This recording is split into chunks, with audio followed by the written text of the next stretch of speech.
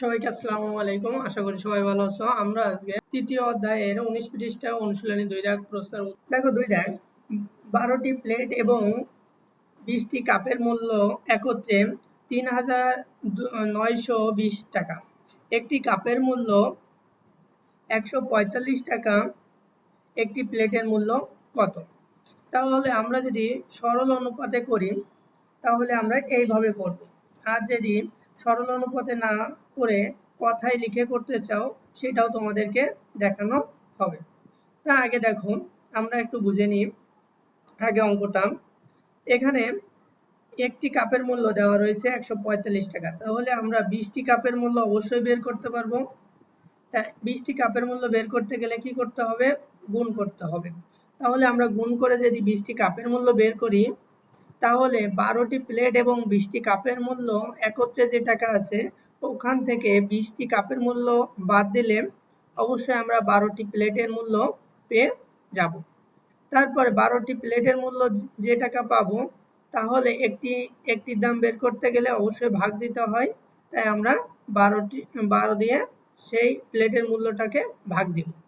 এখন আসি সরল পদ্ধতি কিভাবে অঙ্কটি করা যায়। দেখো ৩,৯২০ টাকা সর্বমোট 12টি প্লেট এবং 20টি কাপের মূল্য। তাহলে সেই টাকাটা আমরা আগে প্রথমে লিখে রেখেছি। তবে দেখো অবশ্যই আমি বলছিলাম যে কাপের দামটা বাদ দিতে হবে সর্বমোট টাকা থেকে, কাপের মূল্যটা বাদ দেবো। তো বাদ দেওয়ার জন্য এখানে বিয়োগ চিহ্নটা দিয়ে রেখেছি।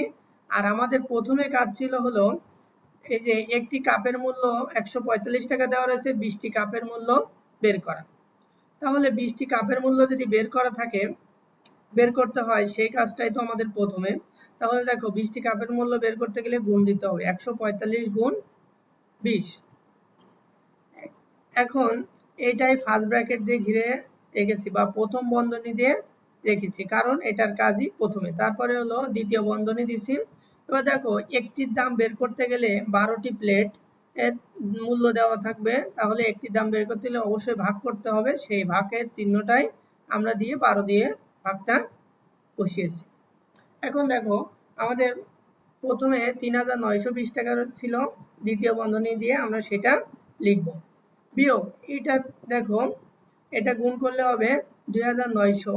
তাহলে ২,৯০০ সেই সর্বমোট টাকা থেকে ২,৯০০ বাদ দিলে 1,020 টাকা থাকে। এই 1,020 টাকা হলো 12টি প্লেটের মূল্য।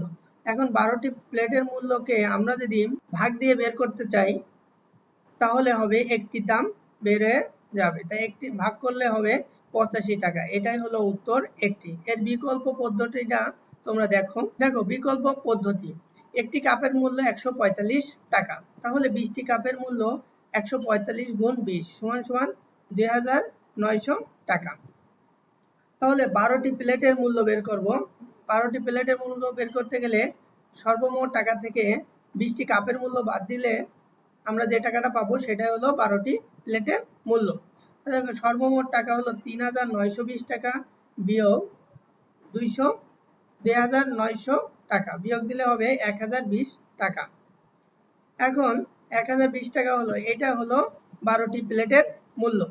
এখন একটি প্লেটের মূল্য বের করতে গেলে অবশ্যই ভাগ দিতে হবে। তাই দেখো একটি প্লেটের মূল্য 1,020 ভাগ 12 টাকা সমান সমান 85 টাকা। এটাই হলো উত্তর। একটি প্লেটের মূল্য 85 টাকা। আশা করি সবাই বুঝতে পেরেছো। সবাই ভালো থাকো, সুস্থ থাকো। আল্লাহ হাফেজ।